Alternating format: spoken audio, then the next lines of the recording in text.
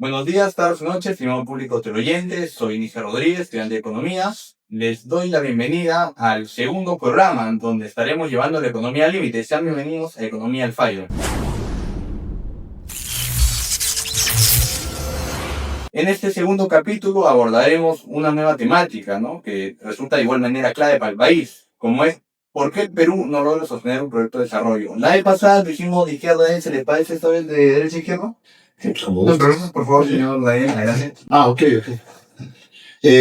A ver, hay varias maneras de verlo, pero una manera, digamos, más cercana a la teoría económica y una manera técnica de verlo es que las fuerzas de preservación, ¿no?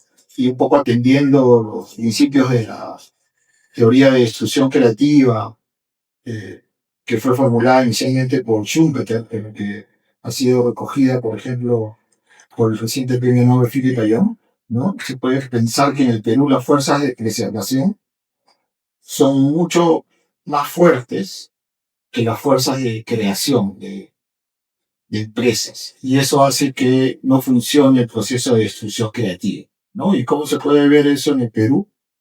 Eso se ve en el Perú, por ejemplo, a través de la evidencia que nos dice que las empresas crecen muy poco.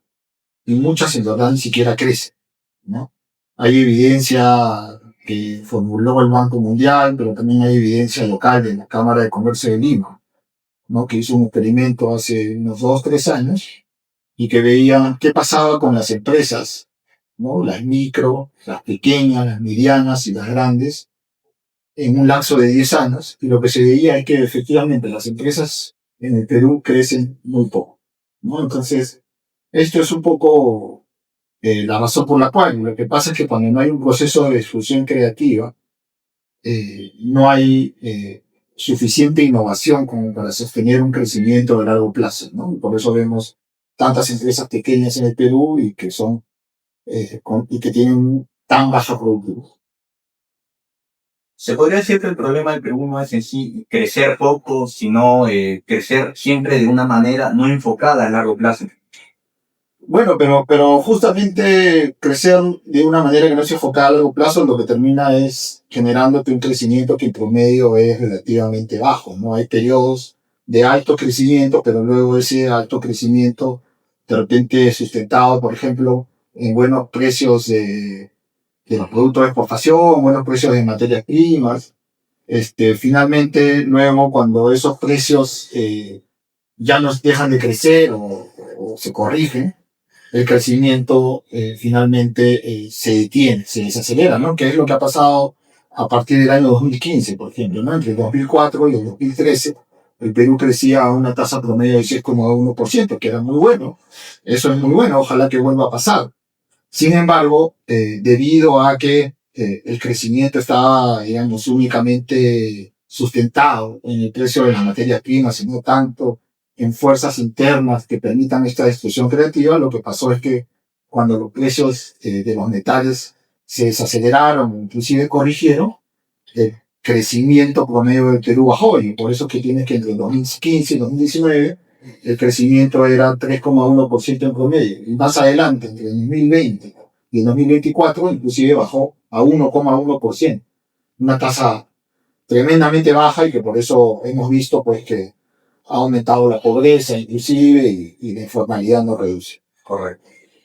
No, me equivoco. Pero, ¿qué es el crecimiento? El crecimiento es el incremento de la riqueza de un país, la riqueza productiva de bienes y servicios de un país. Así se mide en todo el mundo. Es lo que llamamos comúnmente el Producto Bruto Interno o el Producto Nacional Bruto, dependiendo de los factores que incorporemos. Pero el crecimiento en sí mismo es fundamental. Sin crecimiento no hay nada. Sin crecimiento no hay generación de empleo. Sin crecimiento no hay disminución de la pobreza. Pero el crecimiento, para que empiece en el Perú a generar, como decía Santo Tomás, ven para creer, ¿verdad? A generar empleo que la gente pueda percibir, tiene que ser mínimamente del 5%. Y si consideramos un 1% de crecimiento poblacional, el crecimiento tiene que ser no menos del 6%.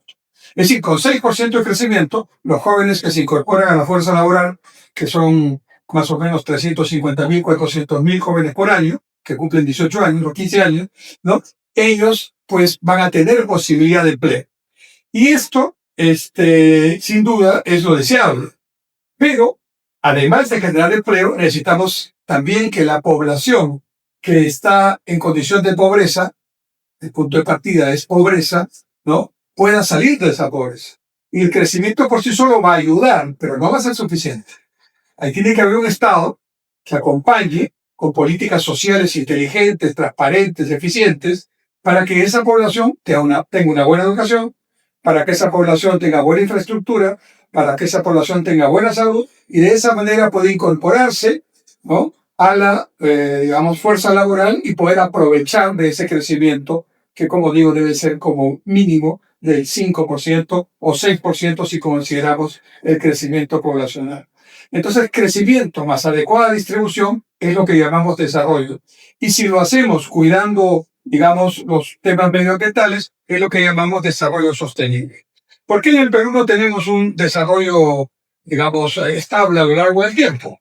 Bueno, por varias razones. Primero, porque crecemos normalmente por debajo de esa cifra que mencioné, aunque hemos tenido 2 décadas casi de crecimiento promedio del 5%, con años de 7% de crecimiento promedio anual, muy buenos, incluso con picos de 9%, pero que la población no valora. Y que incluso algunos dicen que el modelo no funciona, pero ese modelo de crecimiento, si lo mantenemos 40 años, con toda seguridad, vamos a ayudar a subir el empleo y a bajar la pobreza. Pero desde mi punto de vista, el que ha fallado es el Estado. El Estado no ha sido capaz, con los frutos de ese crecimiento, de acompañar con la adecuada distribución. Y todos los temas que nos preocupan, seguridad, más bien inseguridad, poca justicia o ausencia de justicia, infraestructura inadecuada, ¿no?, situaciones de generación de vida mejor, son producto de políticas públicas ineficaces y un Estado que no está funcionando. Y el otro tema que corresponde a todos, ya no solamente a la inversión privada o al Estado, es tener un proyecto común, una visión común. Si no tenemos un proyecto común, entonces va a haber mucha improvisación, cada gobierno va a querer hacer lo que buenamente quiere, y si está capacitado para hacerlo, empezará a hacer algunas políticas, el siguiente gobierno desconocerá esas y hará otras. Realmente es un problema la falta de políticas de Estado. Políticas de Estado son aquellas que mantienen los fundamentos de la misma, con una visión común, y los gobiernos que van cambiando democráticamente van haciendo lo suyo, le ponen mayor velocidad, menor velocidad, ponen una prioridad, un matiz por acá, pero no cambian el rumbo. Las políticas de Estado se mantienen. ¿Qué tenemos que hacer para que haya una política de desarrollo más estable en el tiempo? Bueno, tener visión común, políticas de Estado, crecimiento adecuado, y yo diría una suerte de lo que en el deporte es la toma de una posta deportiva, ¿no? ¿Cómo hace el que está dando el testimonio en una posta? ¿Deja de correr? No, sigue corriendo. Y el que recibe la posta, corre, los dos corren al mismo tiempo. Aquí lo que ocurre es que el que va a entregar la posta se paraliza. Y el que va a recibir la posta tal vez no está preparado para correr. Y eso es lo que produce el problema. Correcto. El peruano tal vez desconozca el tema, se preguntará, ¿no?, ¿por qué difiere tanto de un gobierno a otro, ¿no? Se supone que, a diferencia de otros países, ¿no?, acá la derecha no termina nunca de ser realmente la derecha y la izquierda no termina de ser realmente la izquierda, ¿no? El peruano aquí dice, ¿de qué manera yo, al momento de escoger un candidato, ¿no?, al momento de votar por algún partido, puedo tratar de asegurarme de que se sostenga ese mismo lineamiento en algún proceso, en algún programa u obra? Bueno, eso implica una madurez política que lamentablemente no tenemos, y la responsabilidad principal de este punto son los partidos políticos. Hoy día yo diría que los partidos políticos, los antiguos y los menos antiguos, están en el mismo hoyo, que significa que no han comprendido que la tarea fundamental de un partido político es preparar a los líderes que justamente van a encargarse de esa tarea gubernamental, para lo cual postulan y buscan los votos de los ciudadanos. Prepararse no es tener solamente un bonito discurso o una frase grandilocuente y espectacular, ¿no? Prepararse es saber cuando lleguen al gobierno nacional, regional y municipal, qué es lo que van a hacer, con quién van a contar, cómo lo van a financiar, en qué tiempo lo pueden hacer, para ofrecer lo que se puede hacer en 4 o 5 años, y no la demagogia de ofrecer cosas que no se cumplen y que aceleran la desconfianza y el descrédito de la política frente a la población. Los partidos políticos son los responsables de formar nuevos cuadros, de hacer propuestas y de estar todo el día, no solo en campaña, cerca al ciudadano. Y estas tres condiciones no lo hacen los partidos políticos en el Perú. A ver, poniendo las cosas en simple y muchas de las cosas que han sido mencionadas, Séneca decía, no hay viento favorable para el marinero que no sabe a dónde ir. Y ese es el punto central. Nadie se ha planteado, oigan, ¿qué país queremos ser? Y para plantearnos qué país queremos ser, lo primero que tenemos que identificar es con qué contamos, cuáles son los recursos que tenemos, cuáles van a ser nuestros pilares. A ver, nuestro talento humano, ¿qué cosa es capaz de hacer? Oigan, tenemos gente que no serán científicos de la NASA, pero tenemos artesanos impresionantes, ebanistas capaces de hacer maravillas, tenemos mecánicos creativos, tenemos una serie de habilidades, tejedores, etc. Por otro lado, ¿qué recursos tenemos? Tenemos recursos arqueológicos, los estamos poniendo en valor. Tenemos recursos de la tierra, el campo, el agua, lo estamos aprovechando. Tenemos recursos como la energía, la capacidad hidráulica que tenemos. La estamos manejando para generar energía y la estamos protegiendo para que no se vaya al mar. Tenemos energía eólica, solar, pero tenemos gas, tenemos petróleo. La hemos explorado debidamente, la estamos considerando dentro de nuestro esquema. Tenemos recursos minerales, no lo puedo ocultar, y son importantes.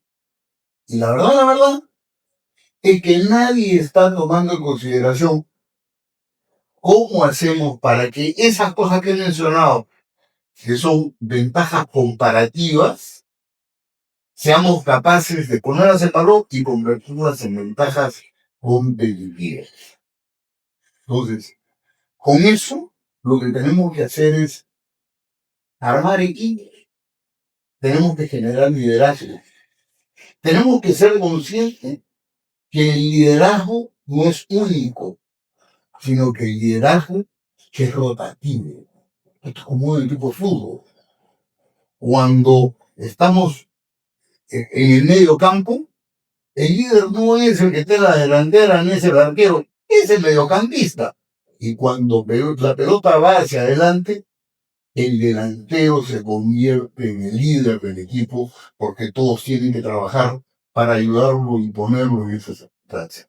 Y cuando van para atrás, el líder es el defensa, porque ese es el que tiene que recibir el apoyo de todos para lograr el objetivo. Entonces, los recursos humanos y lo que nos ha proporcionado nuestro país. Dos, forjarnos una visión. Queremos un país, yo la verdad es que escucho a los políticos en campaña y todos hablan de la microempresa, todos hablan del minifundio, todos hablan del minero artesanal, todos hablan... Oiga, ¿y cuándo vamos a empezar en grande? Porque a partir de microempresarios no vamos a ganar la guerra. ¿Ok? Eso es economía de subsistencia. Y lo que nosotros estamos hablando es la posibilidad de crecer. Entonces, para eso tenemos que educar a nuestra gente, haciéndole ver que la microempresa está muy bien para que se sostenga, pero tenemos que mirar a una distancia. Tenemos que... El ingeniero Abel Salinas me enseñó, me decía, Carlito, hay que levantarse la visera para ver hacia adelante. Eso es lo que tenemos que hacer. Tenemos que ser capaces de levantarle la visera a todos los ciudadanos peruanos para poder mirar en el largo plazo, plantearnos una visión de país o un objetivo común, saber que tenemos unos recursos que debemos de manera organizada ponernos en valor. Tenemos que hacer que nuestra gente, todos chicos y grandes, sepan a dónde vamos, conozcan el plan y sepan cuál es el rol que les compete, cuál es el rol que les toca, para que lejos de obstruir, contribuyan a que esa visión se forje. Mientras no hagamos eso y no seamos capaces de además plantearnos escenarios posibles, escenarios que tienen incertidumbre de por medio. Hoy día vino Trump y cambió el tablero y puso decisiones que nos mueven el mercado. Hace unos poquitos años tuvimos una pandemia que nos mandó al diablo y nos cambió totalmente el escenario y no fuimos capaces de reaccionar. Entonces, tenemos que estar preparados no solamente con una visión, conociendo nuestros recursos, ver nuestras capacidades, manejar nuestros equipos, asignar la tarea a cada quien, identificar los liderazgos y estar preparados para todos los escenarios que nos muevan el terreno, para que nos podamos plantear realmente metas cuantificables que se puedan cumplir en lo macro y en lo micro, porque lo macro es al final la sumatoria del libro, no se lo y pensar en grande. Mientras no hagamos eso, vamos a seguir creciendo a 2 o 3% y no vamos a llegar a ningún lado. O lo peor que va a ocurrir, como bien decían hace un momento, el gobernante hace un proyecto, viene el siguiente y él no sé por qué eso no le gusta y quiere tirar para el otro lado.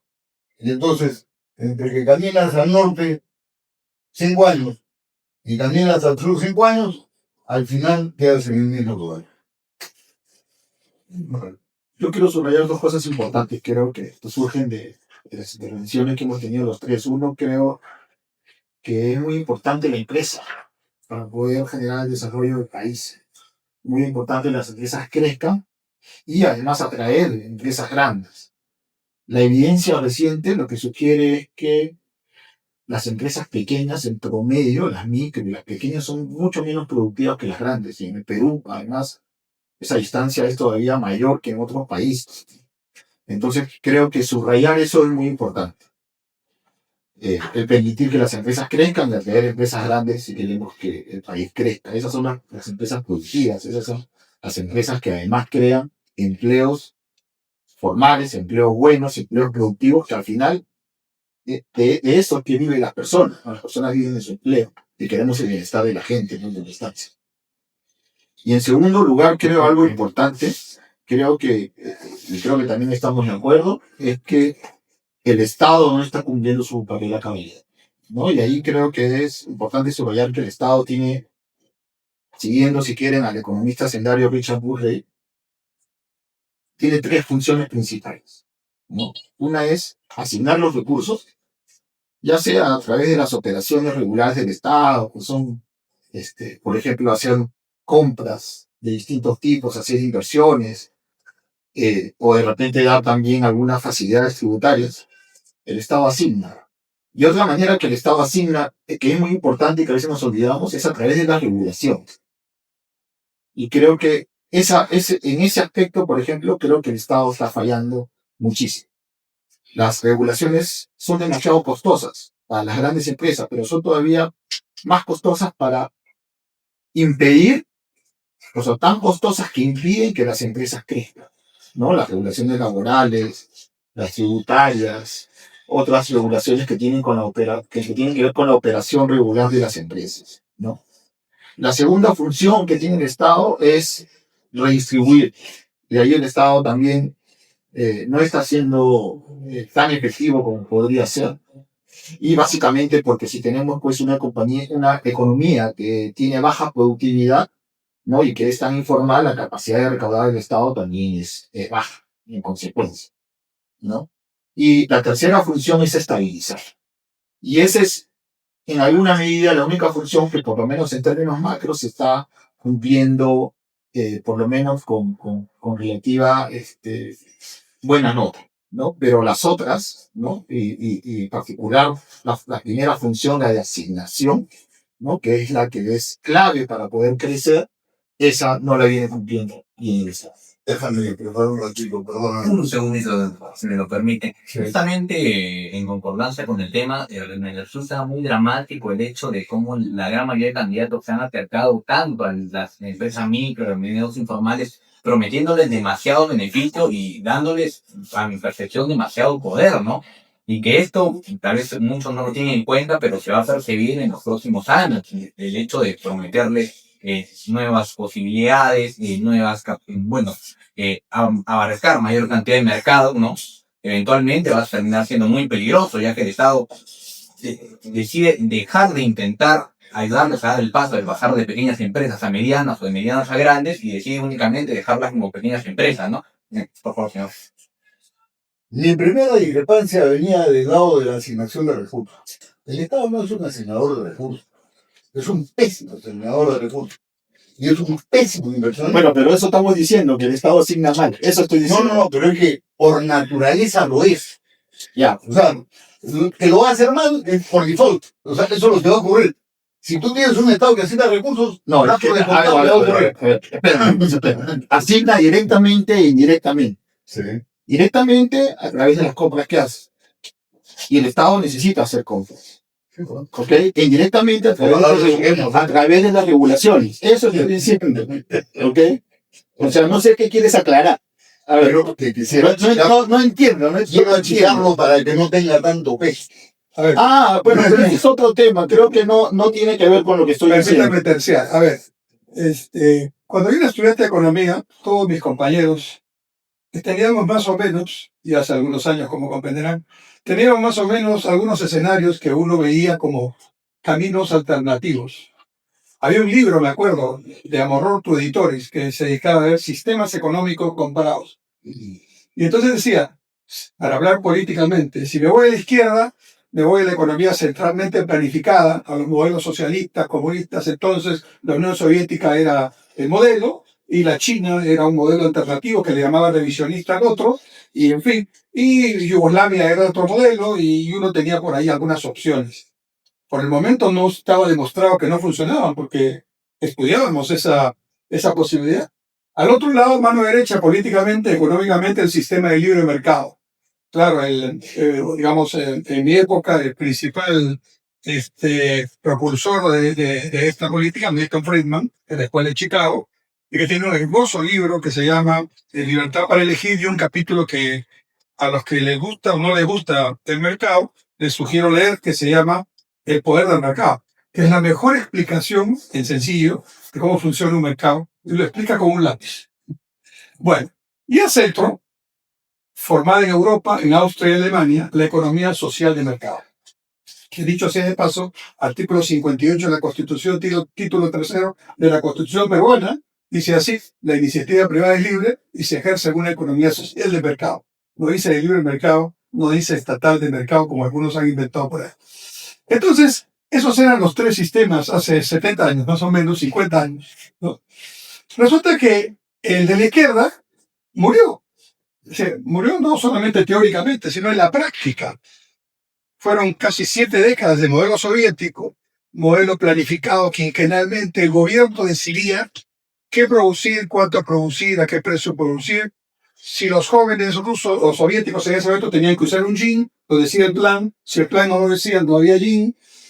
Y como bien lo dice Juan Pablo II en su encíclica Centésimos Años, 100 años después, y lo había previsto premonitoriamente, digamos, el Papa León XIII, del cual viene el nombre de León XIV, el Papa peruano norteamericano actual. Lo había previsto en el siglo XIX, cuando todavía vivía Lenin y Engels, ¿no? Que ese modelo no iba a funcionar por una sencilla razón. Porque la esencia del ser humano es la de relacionarse socialmente, pero en libertad. Decidir qué cosa puede hacer, qué quiere vestirse, cómo quiere. Es algo que ideológicamente lo puedes cambiar si quieres, pero en la práctica, si tú tienes un control, yo lo he aprendido eso en mi vida, si tú generas un control, y estaba un gobierno que controlaba, y luego estaba un gobierno que no controlaba, o que regulaba o intentaba hacerlo bien, cuando tú generas un control, escúcheme bien, automáticamente, no tienes que ser adivino, se genera un mercado paralelo, si hay una demanda insatisfecha. Y a ese mercado se le llama mercado negro, mercado, lo que quieras, paralelo, etcétera, ¿no? ¿Por qué? Porque con el mercado no puede ser, el mercado está allí.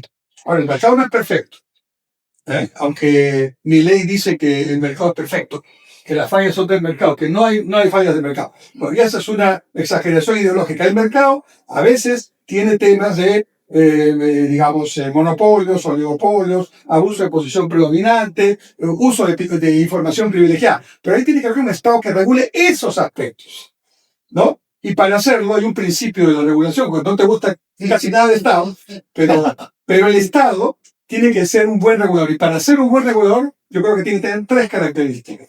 Primero, debe tener igual o mayor información que el regulador. Segundo, debe tener un capital humano que sepa manejar esa información para regular. Y tercero, tiene que estar bien pagado para que su expectativa no sea trabajar luego en el regulador, que es lo que pasa en nuestros reguladores. Entonces, claramente el Estado, como dices, no regula bien, pero hay sectores de la economía que han demostrado que funcionan bastante bien. Y justamente funcionan bastante bien porque el Estado no se ha metido mucho, ¿no? Le ha dado algunos elementos, creo que para facilitar el proceso. Dice la Constitución que el Estado tiene que participar facilitando este proceso. Muy bien. Por ejemplo, el sector minero, que es un sector claramente que nos mantiene, ¿no? Es un sector de que comemos y que ideológicamente se pone contra la agricultura, ya lo conversamos en la vez pasada, ¿no? Pero el sector minero cumple un papel fundamental en la altura, principalmente. Es el único sector que genera empleo tecnificado, trae divisas, paga impuestos, ¿verdad?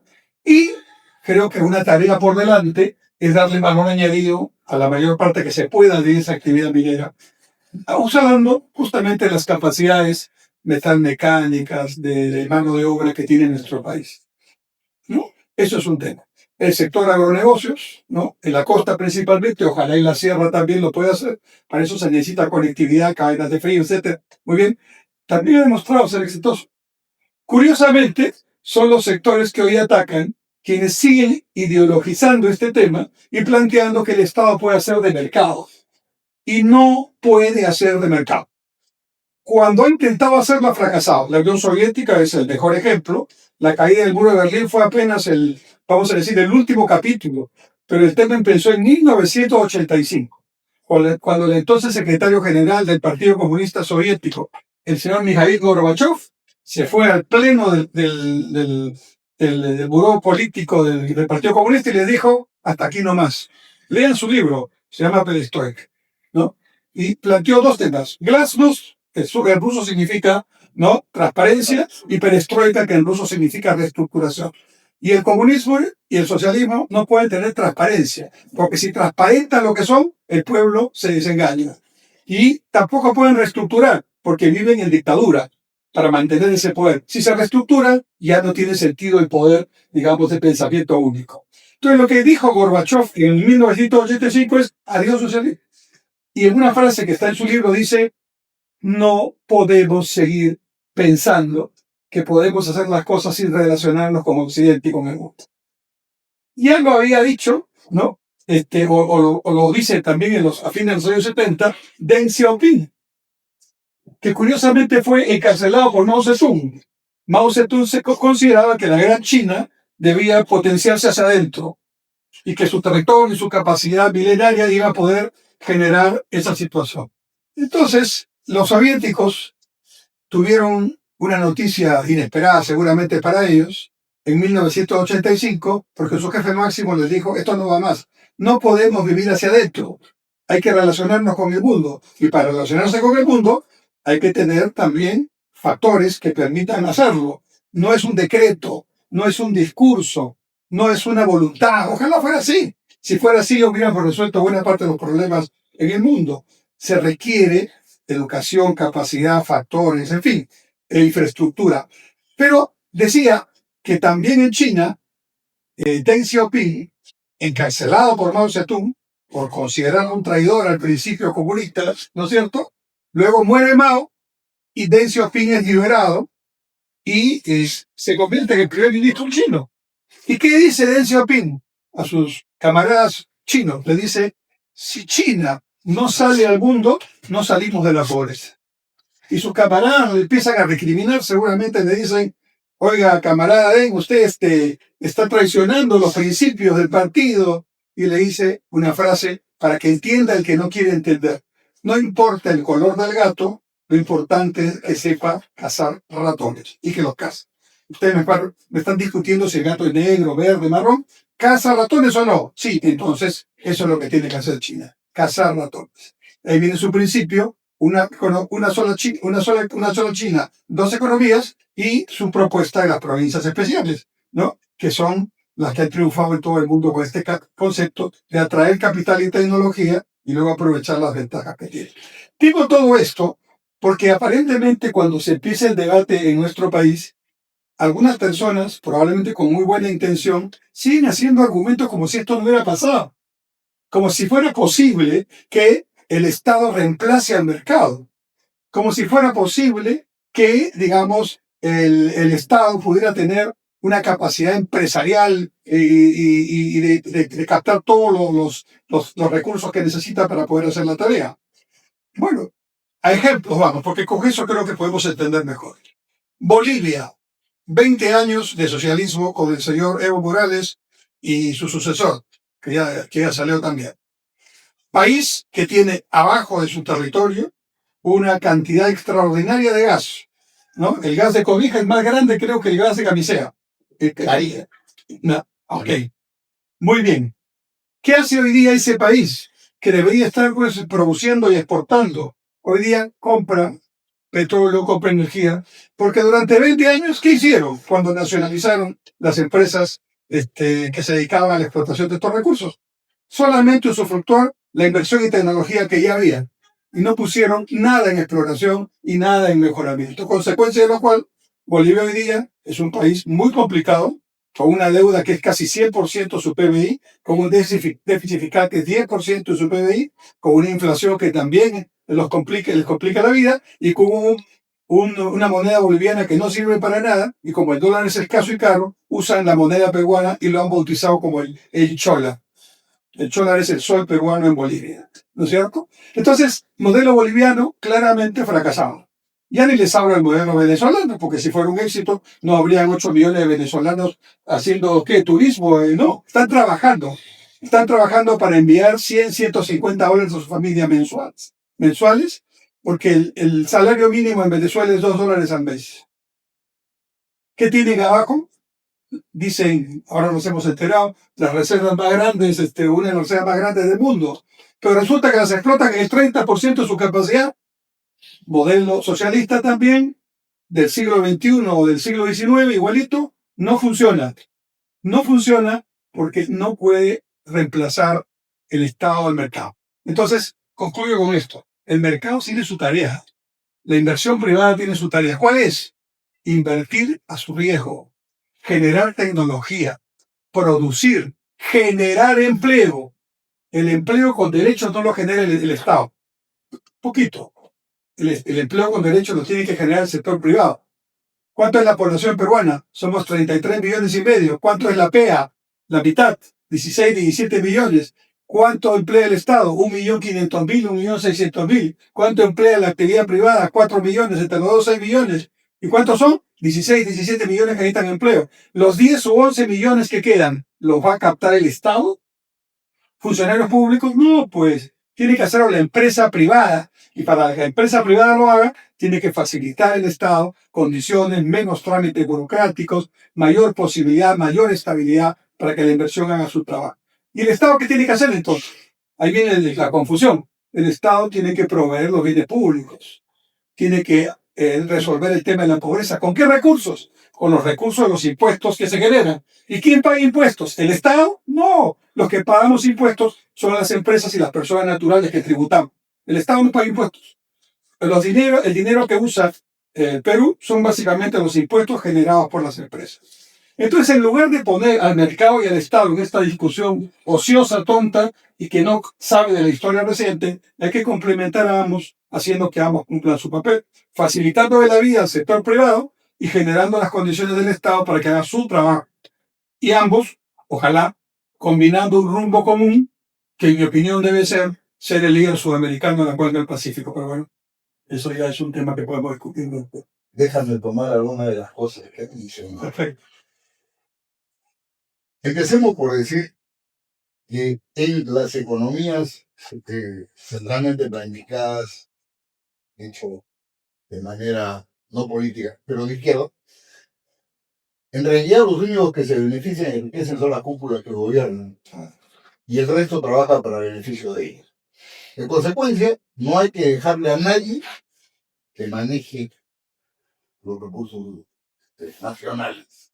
El Estado debe ser un mínimo que norma, regula, supervisa, pero mínimo. Las empresas son las que tienen que hacerlo todo. Tú decías que el Estado debiera de, por ejemplo, hacer infraestructura. ¿Por qué? Para eso existen las APPs. Si algo sobra en el mundo, es dinero. Ahí te voy a interrumpir. Y si algo nos falta a nosotros, es dinero para poder poner en marcha toda la infraestructura. Una pequeña introducción sobre el punto y luego te dejo. Mira, las APPs, yo he trabajado con APPs, creo que es un sistema muy bueno, pero las APPs es la participación de la inversión privada para ayudar al Estado en su tarea, no en la tarea de la inversión privada, en su tarea, porque como el Estado no tiene suficiente dinero, capaz de hacerlo. Por eso. Porque el privado viene y lo hace, y digamos, tiene dinero fresco, lo puede hacer bien, y por lo tanto adelantamos el tema. Pero la responsabilidad, yo creo que es un error, y te voy a decir que es un error que han cometido las empresas mineras. ¿Cuál es? Como en las zonas de Cano y sobre Cano, que son muchas, y que lamentablemente no utilizan bien esos recursos. Estoy hablando de los gobiernos nacionales, subnacionales, regionales y municipales. Resulta que la población entiende que si la minera le ha hecho, porque está en un terreno, una comunidad, alguna contraprestación de servicios para esa comunidad, una escuela, un centro recreacional, lo que sea, o su carretera, y eso está bien, ¿no es cierto? Pero la población que está al costado, que no es la que está en la zona del yacimiento, es decir, ¿por qué yo no? Y muchas empresas mineras, para no tener problemas, lo que han hecho es decir, yo te voy a también ayudar para hacer eso. Y se genera un problema, porque esa es tarea del Estado, del municipio o de la región, y tienen dinero, producto de los impuestos pagados. Déjame, precisamente esa es la razón por la que me opongo a la existencia de un inmenso Estado. Porque lo único que hacen es, reciben dinero, no lo utilizan o no lo utilizan bien y se lo tiran. ¿No es cierto? Y entonces, ¿qué es lo que nos ocurre en las empresas mineras? Que nosotros tenemos que hacer lo que el Estado no es capaz de hacer. Entonces, sinceremos las cosas. Ya, pero se ha producido una circunstancia. Déjame, sinceremos las cosas y hagamos que todo sea APPs. Si yo tengo que... No,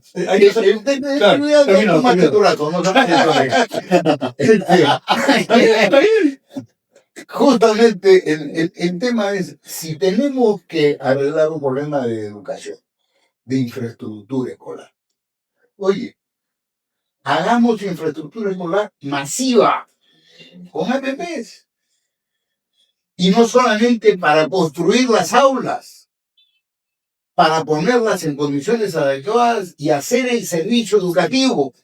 Lo que pasa es que, claro, a lo que estoy diciendo, blasfemia, va a saltar el sindicato del SUTEP y va a decir que yo estoy yendo contra el sindicato. Sí, estoy yendo contra el sindicato, porque no tienen por qué lavarle el cerebro a los muchachos y adoctrinarlos en lugar de educarlos. Y quiero que esa APP, por ejemplo, tenga un nivel educativo del primer mundo. ¿Por qué a todos nosotros no nos han enseñado lo mismo que aprenden los niños o los estudiantes universitarios? Igual, en Alemania, en Australia, en Francia, en Estados Unidos. ¿Por qué no? ¿Por qué nos han tenido que limitar a un maestro de aula que lamentablemente Pedro Castillo no sabe ni leer ni escribir. ¿Por qué vamos a tener que someter a nuestros muchachos a esa limitación? No van a llegar a ningún lado. La educación comienza 20 años antes de que nazcan los niños. 20 años antes, porque hay que educar a los padres para que esos padres eduquen a sus hijos. Yo estoy de acuerdo con Carlos de que la inversión pública no está funcionando bien actualmente y creo que hay bastante evidencia, ¿no? Pero creo que también, yo creo que daría para un programa entero, en verdad, hablar de la inversión pública, porque ahora mismo hay bastante evidencia que ha salido de obras paralizadas del Banco Mundial, de la inflación de proyectos, 120.000 millones paralizados. y de toda la evidencia de que aparentemente las autoridades solo quieren iniciar proyectos, pero nadie quiere terminarlos ni poner el servicio. A ver, permítame. Y eso habla. Permítame, yo he trabajado en infraestructura. He sido ministro de Vivienda 1 año y he sido 3 años ministro de Transporte. Conozco esto bastante bien. A ver, una vez estaba en una iglesia y escuché a un sacerdote que me dio una frase que me impactó y por eso la repito ahora. ¿Ustedes han visto alguna vez un cuadro de puros claros? ¿O un cuadro de puros oscuros? Todos nos miramos, ¿no? No, Bueno, está bien. ¿no? Los cuadros, la pintura, son matices. Los pintores son artistas porque matizan, expresan sentimientos matizando. La vida es un matiz y la política también es un matiz. Nosotros podemos discutir si el modelo totalmente del mercado, el modelo totalmente del Estado, pero en la práctica ambos funcionan, ambos están. No existe un solo país en lo que no hay un Estado más o menos regulado. Uno puede tener la idea, como la tiene Carlos, yo la respeto, de que el Estado debe minimizarse. Pero Adam Smith, el padre de esta situación, en el siglo XVIII, ¿no? Cuando planteaba en su libro famoso, Indagaciones acerca de la naturaleza y causa en la riqueza de las naciones, de que el Estado debía ser un Estado mínimo, Adam Smith no se atrevió a tanto. Y fue agente de aduana, por si acaso. Nueva Zelanda sí lo hizo y tuvo un éxito. Y Estados Unidos, no, permítame ahora sí, y Estados Unidos, que es el líder de este campo occidental de la economía libre de mercado, el mismo Milton Friedman sostenía que el Estado norteamericano era muy grande, y tenía razón, ¿no? Hoy día el Estado norteamericano es el Estado más endeudado del mundo, y uno de los problemas del presupuesto que tiene Estados Unidos, que tiene que ser arreglado cada año, aumentando el déficit, es que tienen que pagar por los bonos del tesoro que captan recursos de todo el mundo, por las pensiones que no tienen ya capacidad de financiarlas con los fondos, sino que tienen que subsidiarlas, y por supuesto con el gasto en armamentos. La Mariana Mazzucato, que es una de las economistas hoy día más, digamos, de mayor moda, economista ítalo-norteamericana, plantea que debe haber un nuevo Estado dentro del capitalismo. Pero no se atreve tampoco a decir que el Estado no esté mínimamente o en sus tareas fundamentales. Y dice, Ella, pero, en verdad, estoy de acuerdo, ¿eh? habla de un Estado promotor. Un Estado promotor. Y dice es que la sería tarea contrario. principal del Estado, a la que ha renunciado Estados Unidos y por eso lo critica, es promover la investigación científica, el desarrollo tecnológico y la innovación. Y pone el ejemplo de la llegada a la Luna en 1969. Y dice, ¿por qué llegó Estados Unidos primero a la Luna que la Unión Soviética? ¿Por qué? Porque todo Estados Unidos se juntó, sector privado, Estado, academia, para hacer lo mejor que podían en esa tecnología que llegó con Armstrong y los otros dos astronautas. Eso es lo que tiene que hacer, dice la Mazzucato. Pero hay Estado, o sea, Por ahí empezamos. bueno, pero hay Estado. La visión. Ahora, vamos a las APPs. Por supuesto, el déficit de infraestructura es 100.000 millones de dólares, 150.000 millones de dólares, dependiendo cómo lo querramos. Es un déficit muy grande. El Estado no tiene la capacidad para financiar ese déficit rápidamente. Y ese déficit tiene que ser atendido rápidamente porque tiene que ver con vida. Agua y desagüe es vida, es salud. Y tenemos todavía 5 millones de peruanos que no tienen acceso a la red de agua potable y saneamiento. Y es también canales de regadío, es conectividad, carreteras, en fin, eso es importante. Pero si dejáramos solamente al sector privado a través de, por si acaso, APPs, para quienes nos están viendo, es asociación pública-privada. Lo que pasa es que Carlos ya se fue al extremo, ya olvidó el Estado ahí. Asociación público-privada. O sea, es el Estado con el privado. ¿No es cierto? Ya. Y el Estado pone lo que su riesgo dice que va a poner. ¿Qué pasó, para hablar en términos que nos entiendan todos, qué pasó en los peajes que se manejaron en Lima Metropolitana y que se han suspendido. Y que ahora pagamos nosotros. Y que ahora pagamos nosotros y que no se está manteniendo. Estoy muy más de acuerdo con lo que tú crees, ¿eh? Pero estoy yendo al punto. ¿Qué pasó en ese viaje? El señor alcalde Castañados, que en paz descanse, y la señora Vieran, no se les ocurrió mejor manera de facilitar el proceso que decir que eran autosostenidos. Las APPs o las concesiones son de dos tipos.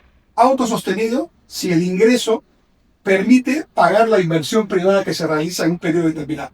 Y cofinanciados, ¿no? Cuando eso no es posible, entonces el Estado pone una parte. Imaginarán ustedes que en el mundo todo el transporte público y los peajes tienen un concepto cofinanciado. Porque si fueran los costos reflejados en los precios, nadie podría pagarlos. Y es un transporte y es un derecho público, un derecho fundamental estar conectados y tener esa infraestructura. Entonces el Estado requiere de la inversión privada para hacerlo. Y estoy de acuerdo que el Estado actual peruano demuestra más bien incapacidad para hacerlo. Pero eso no quiere decir que no tenga que hacerlo. Entonces hay que fortalecer el capital humano en el Estado para hacer su tarea, no para pretender cambiar al mercado o hacer de mercado, pero para hacer tu tarea, porque la tarea está bien definida. Artículo 58 de la Constitución. Pero Economía social de mercado. coincidimos en lo que antes que fortalecer al personal del Estado, lo que necesitamos es fortalecer al ser humano en el Perú. Sí, claro, educación. Todo completo. Educación. Porque si no tienes de dónde escoger, entonces no vas a tener Educación, formación en valores, Exacto. buena capacidad para entender tu país con autoestima, no tener vergüenza frente al mundo, poner a su Perú milenario con la capacidad de poder desarrollar una ventaja Si esas habilidades estuviesen en el Estado, te garantizo que los proyectos con APPs cofinanciadas, no tengo en absoluto, no me importa que sea cofinanciado, pero que el Estado no esté, o sea, con 20% lo puede hacer y tiene arreglado el problema. Y recurrimos a todos los fondos que están disponibles en el mundo. 150.000 millones de dólares para el mundo es nada. Para nosotros es un mundo entero. Entonces, lo que tenemos que hacer es precisamente tener los proyectos adecuados, tener la convocatoria a gente que sea capaz de invertir y operar. Porque el problema, y tú como el ministro de Transporte lo sabes, el problema no es construir una carretera, el problema es mantenerla. Al punto que, ¿qué ha pasado? Un mes de que tienen la ruta del sur, no sé qué. Ruta del Ya hemos tenido un accidente, ya hemos tenido los trabajadores de MAPE sin ningún seguro, muertos y sin ninguna posibilidad de que tengan siquiera una pensión digna para tu familia, nada. ¿Y qué hemos tenido en la vía expresa del sur? Han atropellado a una señora. ¿Por qué? Porque le dijeron que eso era una vía expresa al que conducía. Y la señora estaba caminando ahí, cruzó como si estuviera en una calle de su casa. Y entonces se llena la boca mintiéndonos. Porque lo que es la vía expresa del sur no es vía expresa del sur, es una calle cualquiera. Y entonces estamos exponiendo a la gente. No podemos hacer las cosas que estamos haciendo. Mira tú lo que está pasando ahorita en la Javier Prado. Van a hacer unos viaductos. Esa es una avenida sobresaturada que la vas a estresar más aún cuando lo que necesitas es generar más vías alternativas transversales de Lima. Ahí te lo digo con conocimiento de causa. Un segundito, Eso no es posible de un hacer. poquito más lo que decía el señor Carlos, ¿no? Sobre la vía expresa sur. La situación es de dramática al siguiente, o sea, hay pases para que circule la población que solía habitar, ¿no?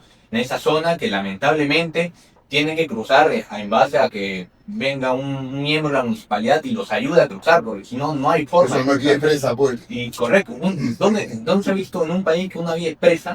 ¿Y por qué funciona así? Porque hace Improvisación. 50 o 60 años esta ciudad, Lima y Callao me refiero juntos, tenían pues 2 millones de habitantes, hoy ya tienen 11 millones de habitantes. Los servicios que tiene esta ciudad están preparados a lo más para 4 millones de habitantes y ya somos más de doble. Obviamente no hay infraestructura que pueda resistir al doble de las personas si no está preparada para eso. ¿Y por qué? ¿Faltaron planes? No están los planes escritos, sino que aquí se improvisa mucho. Cada alcalde que llega quiere hacer lo suyo, se crea daño y va perdiendo el tiempo, se va perdiendo los recursos. ¿Los viaductos en qué plan estaban? En ninguno, ¿no? Sí. Ya. No, a ver, ¿Qué es lo que se está haciendo? Lo A que ver, no está escrito en ningún lado. a ver, Javier Prado Vía Expresa es un proyecto antiguo que se concesionó. Ahí presa. Vía Expresa Javier Prado. Sí, está bien. Es un proyecto Pero estoy antiguo. hablando de los viaductos que están por hacer. Espérate, es un proyecto antiguo que se concesionó.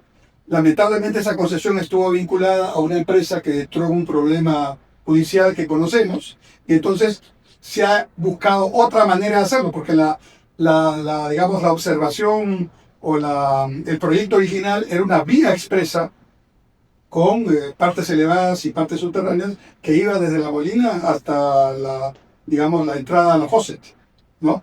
Entonces ahora han hecho algo intermedio, ¿no? Pero yo no estoy tan en desacuerdo en que hagan los viaductos elevados. Hay varios viaductos elevados en Lima ya y son bastante útiles, ¿eh? Por si acaso, no son los primeros. Yo no estoy en contra de los viaductos. Yo lo que estoy en contra es de que se estrese más una avenida que ya está avanzando a menos de 12 kilómetros por hora de promedio. 5 kilómetros por hora. Bueno, menos, no, ¿Verdad? 5 ya estamos de todo el feo. No caminando. Así es, caminando llega más rápido. Y sin embargo, tiene pues una serie de alternativas. Mira, Canadá debiera ser, por ejemplo, receptor de viaductos para poder manejarlo mucho ¿Por qué mejor. Canadá? Te pregunto. Es que te estoy diciendo en Canadá uno, pero también podría ser San Borja Norte, también podría ser la Primavera. También... Te voy a contar algo que es lo que se produce en la práctica. Seguramente algunos amigos míos que viven en San Isidro me van a odiar por lo que voy a decir. Pero el problema central aquí es que no quieren tener los viaductos porque quieren mantener, digamos, la característica de su barrio, ¿no? Un barrio tranquilo, un barrio además muy seguro, muy bonito, a mí me gusta, pero son vías públicas que ya han rebasado la capacidad, ¿no? Cuando hablaste de San Borja Norte, cuando se hizo la estación de San Borja Norte, perdón, de San Borja Sur, porque la estación está en San Borja Sur, en San Borja, a mí me tocó visitar a los alcaldes para poder convencerlos de que me ayudaran a hacer ese trabajo adecuadamente.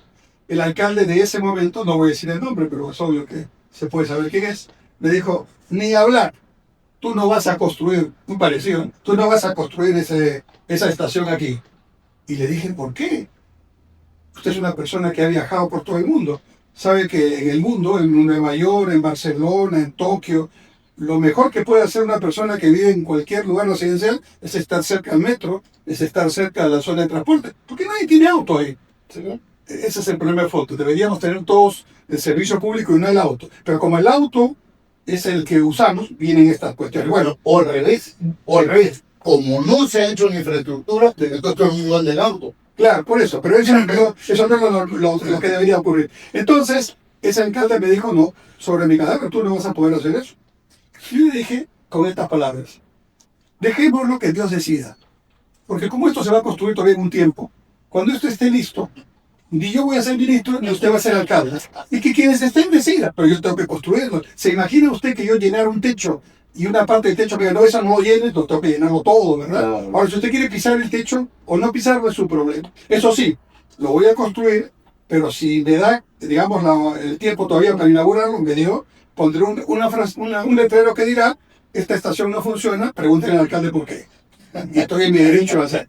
La estación funciona muy bien ahora, pueden verla, la gente está muy contenta, que los principales beneficiarios son los vecinos de San Borja. Entonces, eso lo dejo como un elemento. Yo sé que es problema, pero hay que entender que hay que buscar soluciones dentro de este problema que es muy complicado. Correcto. Disculpe, justo hablando de tiempo, lamentablemente el tiempo no siempre apremia, ¿no? Ya estamos llegando justo al final del programa. Agradezco mucho la atención a todos los que nos estén escuchando o viendo, ¿no?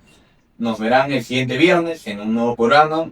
De igual manera, está abierto la caja de comentarios para que puedan escribir tal vez una recomendación, alguna duda que haya quedado no en la sesión. Estaremos muy a gusto de responderlo. Si tienen algún tema que les pueda estar interesante para debatirlo, ¿no? De igual manera, nos pueden seguir en nuestras redes, sea Instagram, TikTok, YouTube, en todas estamos abiertos a cualquier duda o consulta, ¿no? Eso sería todo por nuestra parte, muchas gracias y saludos.